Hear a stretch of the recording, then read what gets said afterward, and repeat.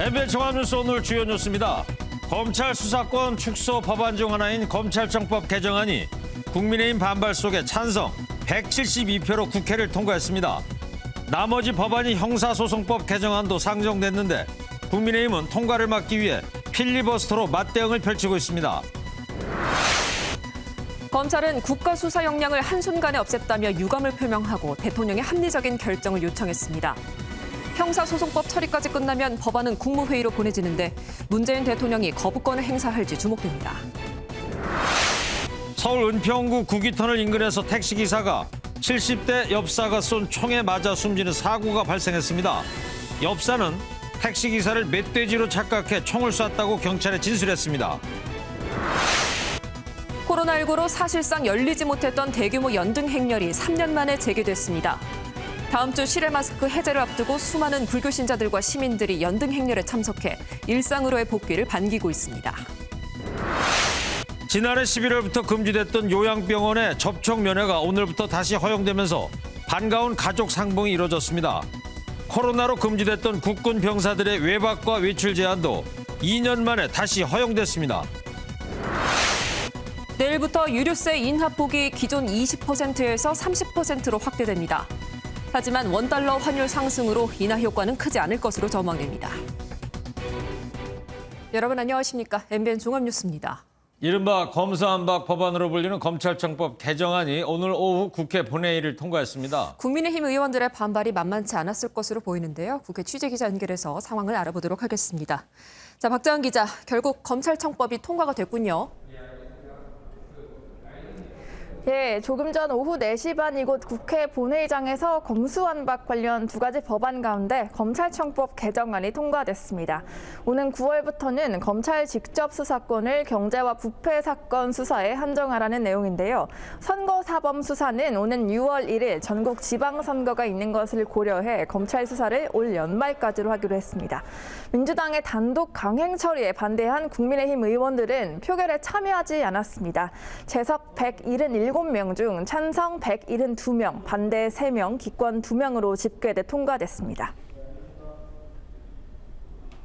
검찰청법 일부 개정 법률안에 대한 대안에 대한 수정안은 가결되었음을 선포합니다. 네, 검수완박 법안에 강경하게 반대해온 더불어민주당 소속이었던 양향자 무소속 의원은 기권했고 권은희 국민의당 의원은 찬성의 표를 던졌습니다. 국민의힘은 법안 통과를 막기 위해 본회의장에서도 총력전을 펼쳤는데요. 배현진 의원은 박병석 의장을 향해 고성을 지르거나 강력하게 항의하기도 했습니다. 이 단상에 올라설 때 사실은 저희는 국민에 대한 존경의 뜻을 담아 국회의장께 큰절을 합니다. 그러나 오늘 무소속이어야 할 국회의장이 노골적인 민주당의 일원으로서 의장님, 당신이 얘기하는 민주주의가 이런 겁니까?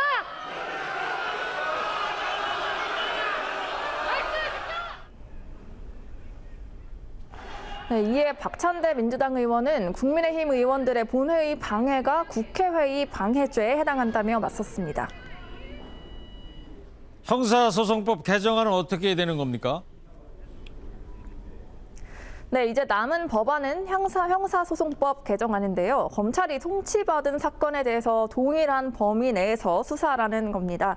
회기는 하루짜리 본회의인 만큼 국민의힘 의원들이 필리버스터를 해도 밤 12시 회기가 종료되는데 첫 주자로는 김영동 의원이 나섰고 현재 진행 중입니다. 국민의 뜻을 받들 의무가 책임과 소임이 우리 국회에 있다고 봅니다. 지금이라도 돌아가야 합니다. 잘못된 게 확인되면 국민께 잘못됐다고 무릎 꿇고 네, 결국 다음 달 3일 민주당이 본회의를 열고 형사소송법 개정안을 통과시키고 문재인 정부 임기가 만료되는 5월 9일 전까지 국무회의 심의와 의결을 마무리 지을 것으로 보입니다. 지금까지 국회에서 MBN 뉴스 박지환입니다. 더불어민주당의 검찰청법 본회의 강행 처리를 막으려고 국민의힘은 격렬히 저항했습니다. 박병석 국회의장의 본회의 입장을 막는 과정에서 물리적 충돌까지 일어났는데 아찔했던 국회 상황 김동완 기자입니다. 오후 3시 긴급 의총을 마친 국민의힘 의원들이 국회 본회의장이 아닌 국회의장실로 향합니다. 더불어민주당의 검찰청법 강행 처리를 막아달라며 박병석 의장과 면담을 요청한 겁니다. 국회의장님은 뭐 이렇게 불급하게 숨어? 문 좀 열어봐요. 아니 국회의장님. 면담은 성사되지 않았고 박 의장이 국민의힘 의원들의 방어벽을 뚫고 본회의장으로 가는 과정에서 신체 접촉이 일어나며 고성이 난무했습니다. 야, 사람 죽고 가! 일명 검수완박 법안을 강행 처리하려는 더불어민주당과 저지하려는 국민의힘의 팽팽한 신경전은 종일 이어졌습니다. 패기 쪼개기 전략으로 검찰청법을 본회의 상정에 성공한 더불어민주당은 공수처 설치에 이어 2차 검찰개혁이 완성되는 역사적인 날이라며 결의를 다졌습니다. 171명 의원 모두가 하나로 똘똘 뭉쳐서 마지막 순간까지 방심하지 않고 이 특권 검찰의 해체와 권력기관 선진화라는 시대적 소명을 잘 마무리하기를 기대합니다. 윤호중 위원장은 국민의힘이 헌법재판소에 가처분 신청을 한 데 대해 헌법재판소는 국민의힘의 하명을 처리하는 흥신소가 아니라고 말했습니다. 국민의힘의 국민투표 주장엔 상권 분립과 대의민주주의를 부정하는 독재적 발상이라고 목소리를 높였습니다. 반면 무제한 토론, 필리버스터 전략도 무력화되며 민주당의 일방 처리를 지켜만 봐야 하는 국민의힘은 문재인 대통령의 거부권 행사를 촉구했습니다. 문재인 대통령은 검수완박의 수혜자가 아닌 거부권자가 되어야 합니다. 아직도 늦지 않았습니다. 문 대통령께서는 인의 장막 뒤에 숨지 말고 면담 요청에 응해주기 바랍니다. 국민의힘은 국회의장이 더불어민주당을 도와 법안을 강행 처리하고 의장실 직원들의 물리력 행사로 양금희, 허은하 의원 등이 다쳤다며 박병석 의장의 사퇴를 요구했습니다. MBN 뉴스 김동완입니다. 더불어민주당의 입법 강행에 검찰은 초상집이나 다름없습니다. 즉각 입장문을 통해 유감을 표명하고 내부적으로는 국민의힘에 이어 법안 효력 정지를 위해 헌법재판소에 권한쟁의심판 청구를 검토 중입니다. 그런데 검찰이 심판 청구를 할 자격이 있는지부터 언제 결론이 날지 변수가 한두 가지가 아닙니다. 오지혜 기자가 따져봤습니다. 검수완박 법안은 오는 9월부터 효력이 발생하지만 헌법재판소의 권한쟁의심판 선고는 그 시점을 알 수 없습니다. 헌법재판소법 제38조에 따르면 권한쟁의심판 사건은 접수부터 6개월 내 선고를 하게 돼 있습니다. 하지만 최루탄의 전기톱 등 폭력 국회를 막으려고 만든 국회 선진화법은 물론 국회 패스트트랙 처리 과정에서 논란이 된 법사위원 강제 사보임 문제도 최종 판단까지 1년이 걸렸습니다. 형식 규정이라는 건 지키면 좋지만 안 지키더라도 위법은 아니다. 그렇게 해석해버려요. 기간에 쫓겨서 결정하는 경우가 없어요. 또 통과된 법안이 헌법의 권한을 위배했는지 따져볼 헌법재판관 성향도 변수입니다. 헌법재판관 9명 가운데 6명이 진보 성향이 강합니다. 재판관 9명은 내년 3월을 시작으로 오는 2025년 4월이 돼야 모두 바뀝니다. 이와 함께 청구 자격 자체도 변수입니다. 검찰이 국회를 상대로 권한쟁의 심판을 청구한 사례도 없고 검찰은 법무부 소속 기관에 불과하다는 해석도 있기 때문입니다. 국민의힘이 청구한 권한쟁의 심판은 정상적 절차가 무시돼 국회의원의 표결권과 심의권이 침해된 사실이 인정될 경우 받아들여질 수 있습니다. MBN 뉴스 오지혜입니다.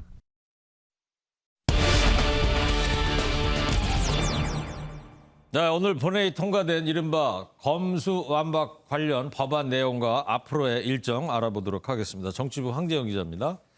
오늘 본회의 통과로 입법을 마무리한 이 검찰청법, 이 어떤 부분이 가장 핵심입니까? 네, 논란이 컸던 조항 제4조 1항입니다. 검사가 직접 수사를 할 수 있는 범위를 규정한 부분인데요. 현행안에는 부패, 경제, 공직자, 선거, 방위사업 범죄, 대형 참사 등이라고 적혀 있었습니다. 저렇게 6개였죠. 그렇습니다. 오늘 본회의 통과로 이 문장이 부패, 경제범죄 등으로 바뀌게 됐습니다. 네. 민주당은 애초에 이 등자도 사실 중자로 해서 아예 부패, 경제범죄만 하도록 제한하려고 했는데 국민의힘 등의 반대로 결국 최종 등자로 개정하게 됐습니다. 네. 이 중자가 이제 등자로 바뀌게 되면서 결국에는 윤석열 당선인한테 많은 가능성을 품게 만드는 거다. 이런 해석이 나오는 거 아니겠습니까? 그렇습니다. 대통령은 이제 대통령령이라고 해서 국회가 제정한 법률을 보충하는 명령, 시행령이라고도 많이 이해를 하고 있는 예. 이걸 내릴 수 있는 권한을 갖고 있습니다. 그러니까 윤 당선인이 취임 뒤에 등자라는 글자를 활용해서 검찰의 직접 수사 범위를 좀 넓혀주는 이런 대통령령을 만들 수가 있는 것입니다. 물론 문구를 지금 예상할 수는 없겠고요. 네. 이때 되면 또 여야의 공방이 또 치열해질 수 있습니다. 네. 그리고 이 오늘 통과된 이 개정안에 보면 말이죠. 여야가 이 당초에 국회의장실에서 합의했던 중대범죄수사청 이거 설치하는 지금 빠진 상태로 통과가 된 거 아닙니까? 네, 이게 또 논란거리가 될 수 있는데요. 말씀하신 것처럼 여야 원내대표가 서명했던 박병석 의장 중재안에는 개정 뒤에 1년 6개월 안에 중대범죄수사청을 설립한다. 이렇게 적혀 있습니다. 네. 사개특위를 열어서 이걸 통해서 한다 이렇게 돼 있는데요. 중수청 설립 뒤에는 검사의 이 수사권을 모두 중수청에 넘기기로 하고 이 조항이 있습니다. 그런데 오늘 검찰청법 개정안에는 이런 내용이 부칙에도 담기질 못했습니다. 민주당은 그 이유에 대해 국민의힘이 반대해서 뺐다고 하고 있고요. 국민의힘은 민주당이 관련 협의를 진행하지도 않고 민주당이 일부러 뺐다 이렇게 엇갈리는 말들을 내놓고 있습니다. 네. 그러니까 지금 얘기하는 이 중수청이라는 게 소위 한국형 FBI 그걸 이제 만들겠다는 건데, 근데 요 중수청이 참 사실 묘한 존재 같습니다. 꼭 어느 진영에 유리하다 이렇게 볼 수 없는 것 아닌가요? 그게 조금 재밌는 부분이긴 한데요. 중수청이 만들어지면 결국 정부 조직이기 때문에 차기 정권, 이 윤석열 정권의 영향력을 미칠 수밖에 없습니다. 그리고 청규모 조직이니까 법무부 혹은 행안부 밑으로 갈 수 있기 때문에 그러면 윤 당선인 측근 장관 아래 존재할 수 있지 않겠습니까? 네. 그러면 민주당은 사실 좋은 게 아니고요. 그렇지만 어쨌든 중수청이라는 공식 조직이 만들어지고 검사의 직접 수사권이 박탈되는 이게 명문화되는 거기 때문에 검수완박을 반대하는 국민의힘이 마냥 또 좋다, 찬성한다 이렇게 할 수가 없습니다. 네. 그렇기 때문에 사실 어제 민주당이 국회 운영위원회를 열어 이 중수청 설립을 위한 사개특위, 사법개혁특위 구성안을 단독 처리했는데 과연 중수청이 언제 어떤 식으로 만들어질지 또 어떤 부처 아래에서 어떤 영향력을 미칠지 사실 지금은 좀 가늠하기 어렵다 이렇게 볼 수 있겠습니다. 자, 이제 법적 효력이 이제 생기기까지 이 남은 일정은 어떻게 됩니까, 이제? 네, 검찰청법 개정안은 오늘 본회의를 통과했고 따라서 입법 절차가 끝났고요.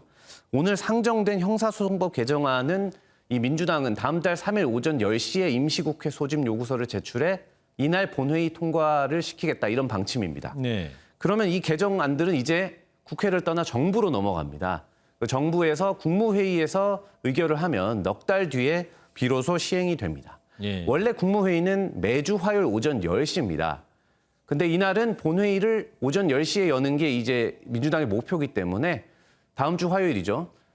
5월 3일 오후에 국무회의를 열거나 혹은 다른 날 임시 국무회의 형태로 열어서 의결할 것이다. 이런 예상이 나오고 있습니다. 네. 이 과정에서 문재인 대통령이 법안에 대한 거부권을 행사할 가능성은 어떻게 보고 있어요? 헌법 제53조에 규정이 돼 있는데요. 정부로 넘어온 법안을 15일 이내에 대통령이 의의가 있으면 국회로 돌려보낼 수 있습니다. 이게 대통령의 거부권입니다. 네. 근데 문 대통령이 거부권을 이걸 행사를 할 것이냐 국민의힘이 강하게 요구하는 부분이긴 한데 그럴 가능성은 크지 않습니다. 문 대통령이 최근 법안 개정에 대해 한 발언 들어보겠습니다. 수사권은 기본적으로 경찰에게 예. 그래서 1차적 종결권은 경찰이 가지게 되고 검찰은 보완적인 수사권을 가지게 되는 이런 형태가 세계적인 스탠다드가 되어 있는 거고.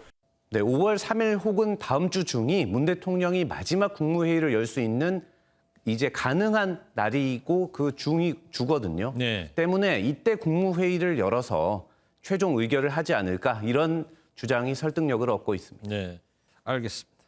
지금까지 뉴스 추적 황정 기자였습니다. 네, 다음 소식입니다.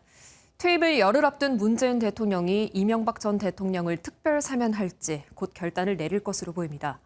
문 대통령은 사면 판단 기준이 국민 공감대라고 밝혔고요. 이 사면 대상에 김경수 전 경남지사와 정경심 전 교수도 포함될지 관심을 모으고 있습니다.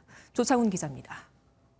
20만 명 이상 문재인 대통령이 이명박 전 대통령을 사면할지 초미의 관심사입니다. 이 전 대통령 사면 반대 청원 답변에 나선 문 대통령은 반대하는 국민이 많지만 찬성 의견도 많다며 가능성을 열어뒀습니다.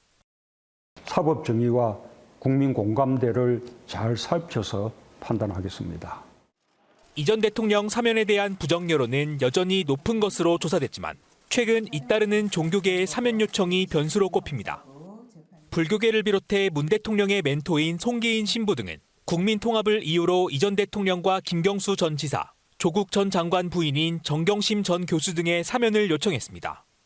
보수 일각에서는 이명박 전 대통령 사면 분위기를 띄우는 데 대해 김 전 지사와 정 전 교수를 끼워 넣기 위한 것이 아니냐는 의혹도 제기하고 있습니다. 다만 문 대통령이 고심 끝에 사면을 하지 않거나 이재용 부회장 등 경제 인사의 사면만 단행할 수 있다는 관측도 제기됩니다.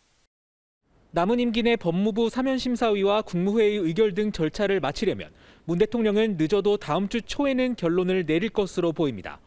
MBN 뉴스 조창훈입니다. 어젯밤 8시 20분쯤 서울 북한산 인근에서 택시기사가 70대 엽사가 쏜 총에 맞아 숨지는 충격적인 일이 벌어졌습니다. 택시기사를 멧돼지로 착각해서 벌어진 일이라고 하는데요. 먼저 사건 경위를 김정민 기자가 전해드리고요. 서울 시내 한복판에서 벌어진 총기 사고의 전말 뉴스 추적하겠습니다. 한 남성이 바닥에 쓰러져 있고 구조대원들이 응급처치를 하고 있습니다. 남성을 서둘러 구급차로 옮기고 곧바로 경찰도 현장에 도착합니다.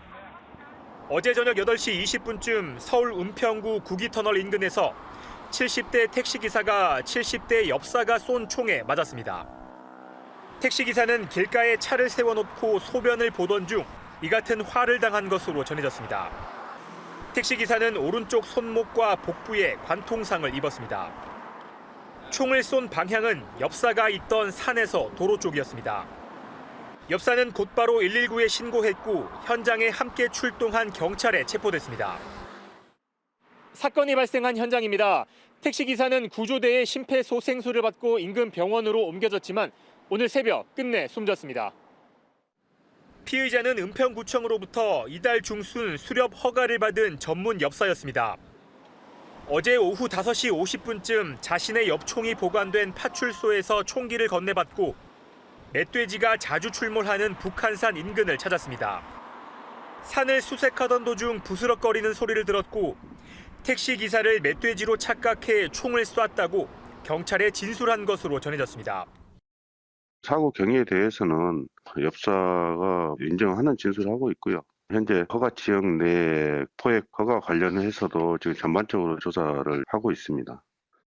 경찰은 피의자를 상대로 자세한 사건 경위를 조사한 뒤 업무상 과실치사 혐의로 구속영장을 신청할 계획입니다. MBN 뉴스 김종민입니다.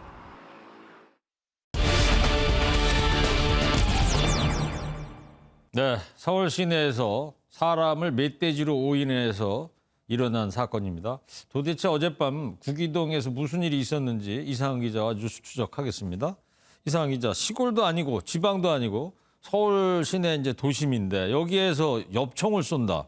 이게 가능한 겁니까? 네, 사실 4월은 멧돼지가 새끼를 낳는 출산기라서 먹이를 찾으러 산 아래로 출몰하는 경우가 많습니다. 서울에도 멧돼지 출몰 신고가 속출해서 최근 10여 명의 엽사들이 활발히 활동을 하고 있는데요. 그래요? 네, 그런데 이 낮에는 등산객이 많아서 엽사들은 오후 6시 이후 날이 어두워지면 활동을 본격적으로 시작하는데 이 70대 엽사 역시 사고가 나기 전 멧돼지를 목격하고 쫓는 과정에서 오인을 했다고 합니다. 네.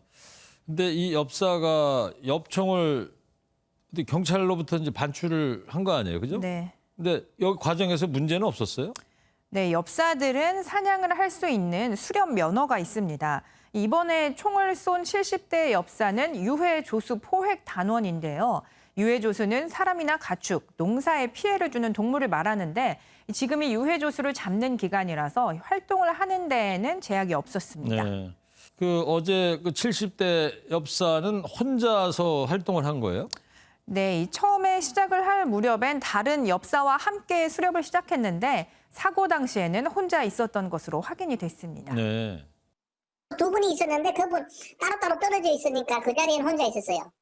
참고로 수렵 시간대는 두 종류로 나눠져 있는데 오전 5시에 시작하면 당일 오후 8시까지는 수렵을 마쳐야 하고 오후 5시에 시작하면 다음 날 아침 9시까지는 수렵을 마쳐야 합니다. 네. 자, 그러면 아무리 총을 잘 다루는 엽사라 하더라도 밤중에 야간에는 혼자 활동하면은 좀 곤란한 거 아닙니까? 네, 그렇습니다. 한동안에는 2인 1조라는 규칙이 있었지만 폐지가 됐습니다. 그래요? 네, 과거에 총기 사고가 잇따르자 경찰청은 2015년 엽사들이 2인 1조로 활동해야 한다는 규칙을 만드는데요.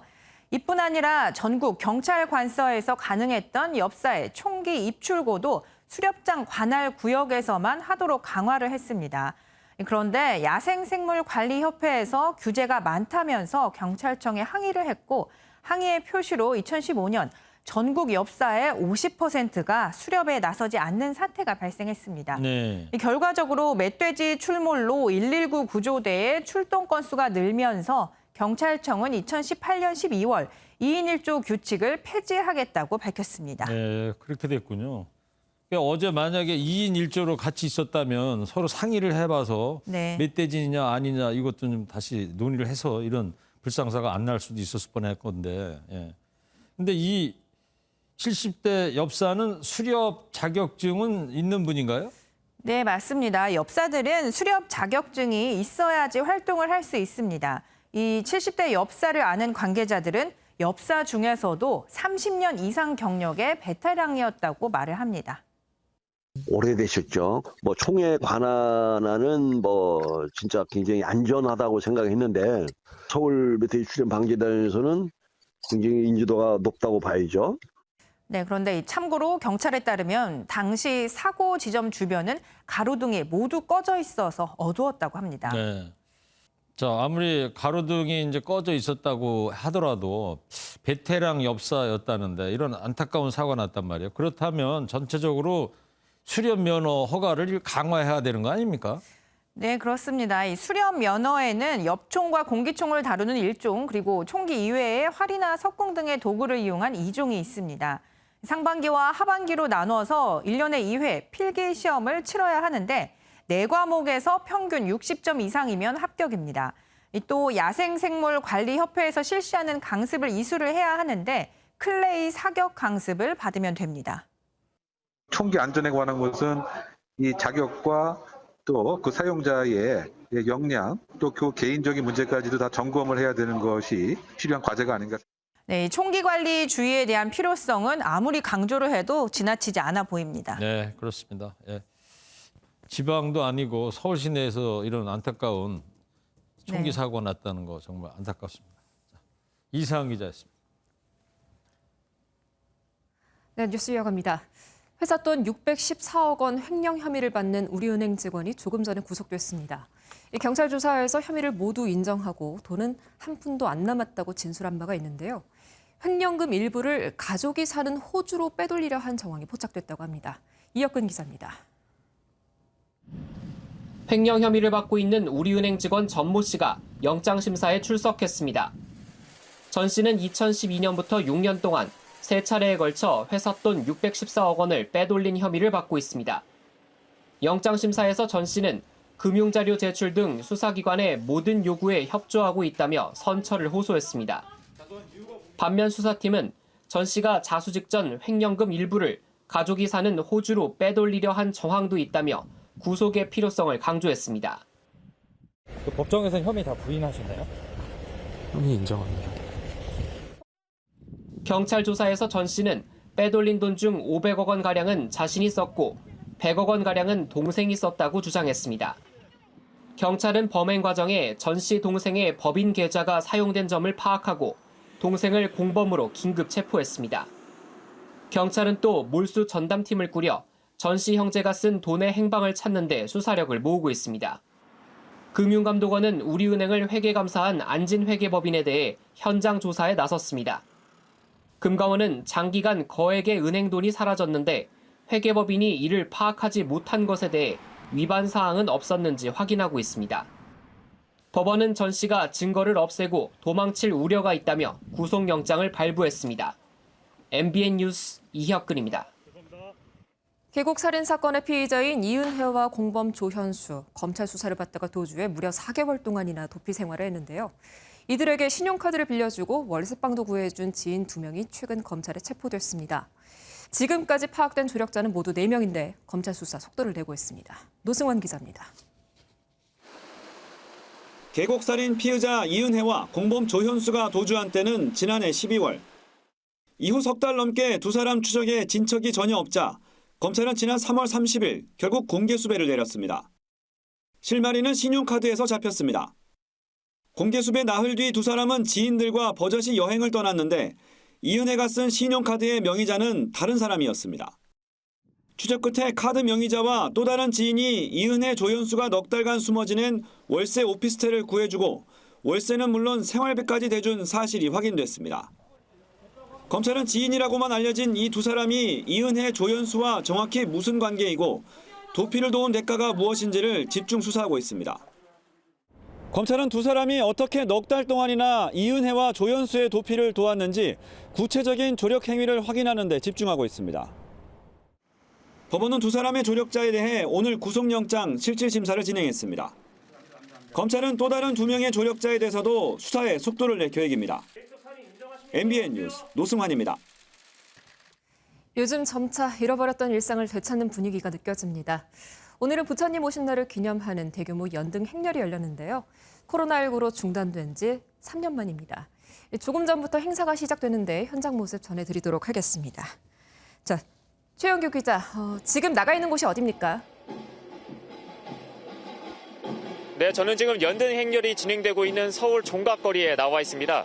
뒤에 보이시는 것처럼 형형색색의 연등들이 지금 서울 밤거리를 밝게 비추고 있는데요. 저녁 7시쯤 흥이지문에서 출발한 연등 행렬은 조금 전 이곳 종각에 도착해 저녁 9시 본행사인 회양 한마당이 열리길 기다리고 있습니다. 지난 2019년에는 5만여 명이 참석할 정도로 대규모 행사였지만 지난 2년 동안 코로나19로 규모를 최소한으로 줄여서 열었는데요. 사회적 거리두기도 풀리고 다음 주 실외 마스크 해제도 앞둔 상황에서 3년 만에 행렬에 함께하게 된 시민들은 밝은 표정을 지었습니다.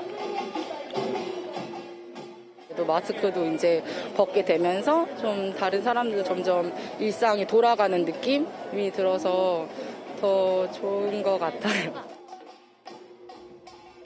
네, 밝은 분위기가 좀 느껴집니다. 자, 최 기자, 3년 만에 많은 분들이 참석하는 만큼 행사 의미도 좀 뜻깊을 것 같은데요. 어떻습니까? 네, 코로나19 이후 3년 만에 열린 이번 대규모 연등 행렬은 희망과 치유의 등을 밝히겠다는 의미가 담겼습니다. 참가자들은 코로나19로 지친 국민들이 마음의 평안을 얻고 일상으로 무사히 복귀하기를 바라는 마음으로 행진을 이어가고 있습니다. 현재 행진이 진행되고 있는 흥인지문에서 종각까지의 종로거리는 양방향 교통이 통제돼 있는데요. 내일 새벽 3시에 풀릴 예정입니다. 내일은 조계사 앞에서 전통 문화마당과 연등놀이가 열리는데요. 조계사 무정공로 거리는 내일 오전 9시부터 자정까지 양방향 교통 통제가 이뤄질 예정이니 참고하셔야겠습니다. 지금까지 연등 행렬이 열리고 있는 서울 종각에서 MBN 뉴스 최영규입니다. 네, 되돌아간 일상은 또 있습니다. 가족들과 생이별했던 요양원과 요양병원의 면회 빗장이 풀렸습니다. 가림막도 없이 손도 얼굴도 어루만질 수 있는 접촉 면회고 앞으로 3주간 한시적으로 허용됩니다. 올해는 노부모의 가슴 한켠에 카네이션 달아드릴 수 있게 됐으니 참 다행입니다. 조동욱 기자가 전해드리겠습니다. 요양원에 있는 80대 어머니를 기다리는 윤현주 씨의 얼굴엔 벌써 눈물이 가득합니다. 치매를 앓고 있는 탓에 윤 씨를 어머니로 생각하고 있는 노모는 딸을 만나자마자 눈물을 터뜨립니다. 우리 엄마야. 오랜만에 만났습니다. 엄마가 제일 좋아. 보고 싶었던. 서울의 또 다른 병원에서도 면회객들이 오랜만에 만난 어머니의 손을 꼭 붙잡고 못다한 이야기를 나눕니다. 식구들을 다 만나니까 눈물이 나와 죽겠네. 코로나19로 지난해 11월부터 금지됐던 요양원과 요양병원의 대면 면회가 3주간 한시적으로 허용되면서 면회객들의 발길이 이어졌습니다. 면회를 위해선 코로나 3차 접종을 완료하거나 48시간 전에 받은 PCR 검사나 신속항원 검사 음성 확인서가 필요하지만 오랜만에 부모님을 찾은 면회객들은 반가운 마음뿐입니다. 오늘 같은 날은 공식적으로 처음이죠. 코로나가 아니면은 제가 계절마다 여행도 모시고 다니고 이제 자주 왔는데 그게 안 되니까 빨리. 2년간 금지됐던 병사들의 외출 외박도 다시 허용됐습니다. 확산세가 줄어들면서 안정적인 공급이 가능해진 자가검사 키트는 내일부터 온라인으로 살 수 있습니다. 오늘 발표된 신규 확진자는 4만 3천 명대로 뚜렷한 감소세를 보였습니다. MBN 뉴스 조동욱입니다. 북한 김정은 위원장이 지난 열병식에 이어서 또 한 번 핵무기 선제 사용 가능성을 언급했습니다. 그리고 풍계리 핵실험장 복구도 속도를 내면서 7차 핵실험 가능성이 더욱더 높아지는 상황입니다. 강영호 기자입니다. 노동신문이 공개한 북한 김정은 국무위원장의 모습입니다. 지난 25일 열린 열병식을 지휘한 군 수뇌부를 격려하는 자리입니다. 김 위원장은 이 자리에서 핵 위협을 포괄하는 모든 시도를 선제적으로 제압하기 위해 절대적 우세를 확고히 유지하겠다고 밝혔습니다. 지난 열병식에 이어 또 한 번 핵무기 선제 사용 가능성을 언급한 겁니다. 어떤 세력이든 우리 국가의 근본 이익을 침탈하려 든다면 우리 핵무력은 이외의 자기 돌직하는 사명을 결단코 결행하지 않을 수 없을 것입니다. 함경북도 풍계리 핵실험장에선 7차 핵실험 준비가 속도를 내는 모습입니다. 남쪽 3번갱도 인근에서 건물 신축과 함께 직원들이 배구하는 모습이 위성사진에 포착됐습니다. 갱도 복구를 포함해서 지원시설, 관측시설, 생활시설 이런 것들을 모두 복구하고 있는 정황이고요. 전문가들 사이에선 한국의 사드 추가 배치 필요성이 제기되고 있습니다. 미국 전략국제문제연구소의 빅터 차 부소장은 북한 미사일을 방어할 한국의 능력 강화를 지지해야 한다며 윤석열 당선인의 사드 추가 배치 계획과 일치한다고 밝혔습니다. 차 부소장은 미사일 방어를 위한 한미일 공조를 강화할 필요성도 있다고 언급했습니다. MBN 뉴스 강영호입니다.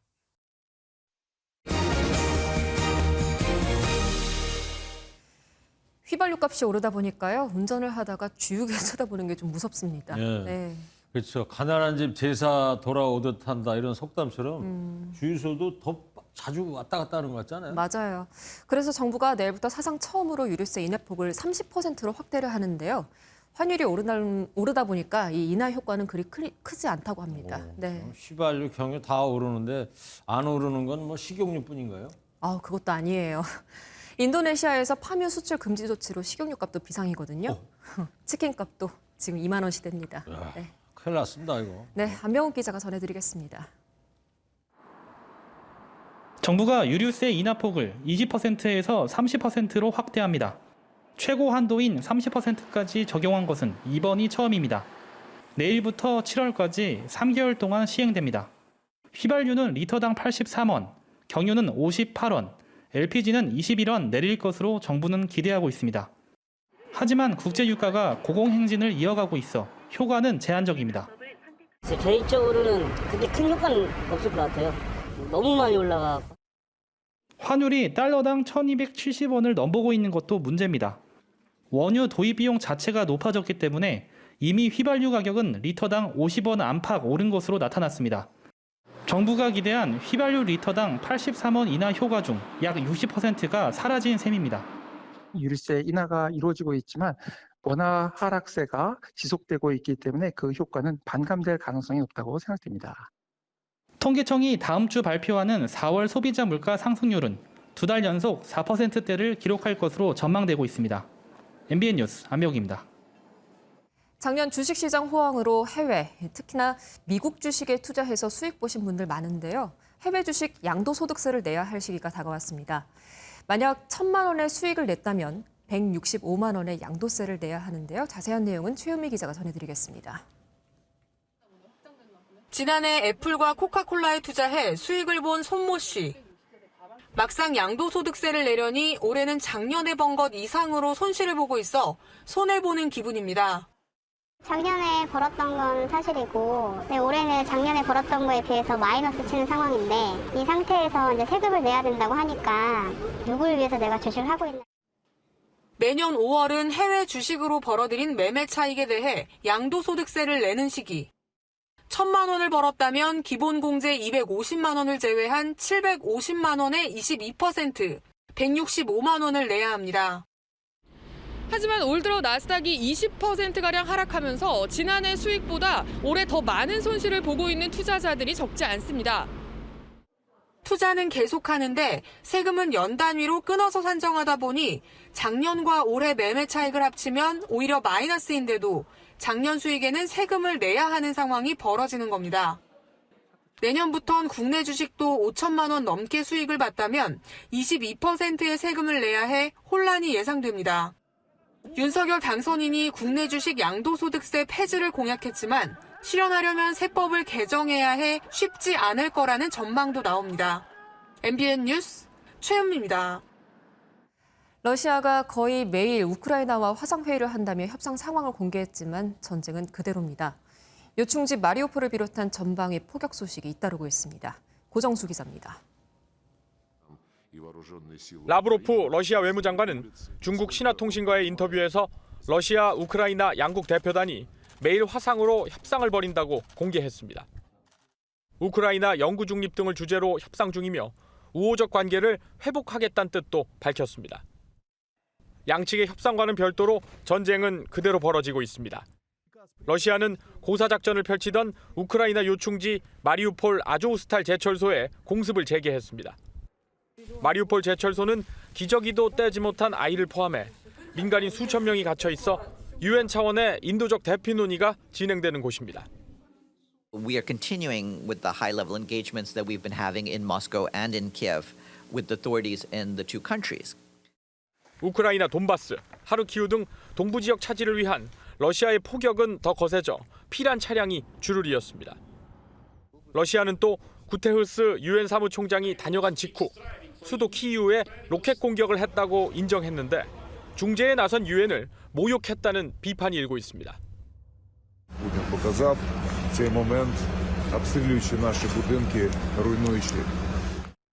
이런 가운데 올해 G20 정상회의 의장국인 인도네시아는 푸틴 러시아 대통령을 초청했습니다. 러시아의 G20 퇴출을 주장해온 미 정부는 고위급 대표단 배제도 검토하는 입장인 것으로 알려졌습니다. MBN 뉴스 고정수입니다. 4월의 마지막 날인 오늘 전국에 서늘함이 감돌았습니다. 다가오는 월요일까지도 대체로 쌀쌀하겠는데요. 내일 서울이 한낮에 18도, 월요일에는 19도로 평년 기온을 약간 밑돌겠습니다. 그래도 화요일 낮부터는 점차 평년 기온을 회복하면서 이맘때 봄 날씨를 보이겠습니다. 한편 중국에서 또다시 황사가 발생했습니다. 이 먼지는 북서풍을 타고 내일과 모레 우리나라에 머물겠습니다. 따라서 내일 전국의 미세먼지 농도는 종일 나쁨 수준에 머물겠고요. 강원 지역은 오전에, 영남 지역은 오후에 매우 나쁨 수준까지 올라가겠습니다. 내일은 전국이 대체로 맑겠고요. 내일 새벽부터 아침 사이 중부 내륙으로는 짙은 안개가 끼는 곳이 많겠습니다. 남부지방은 한낮에 오늘보다 2에서 3도가량 오르면서 창원과 부산의 낮 기온이 21도 보이겠습니다. 내일 새벽부터 아침 사이 강원 지역을 중심으로는 서리가 내리는 곳이 있겠고요. 동해안에 따라서는 너울이 높게 일겠습니다.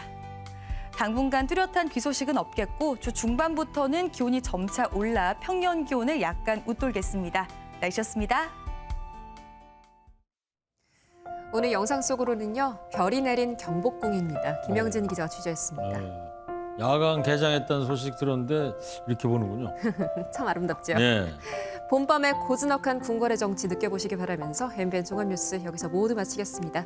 함께해 주신 여러분 고맙습니다.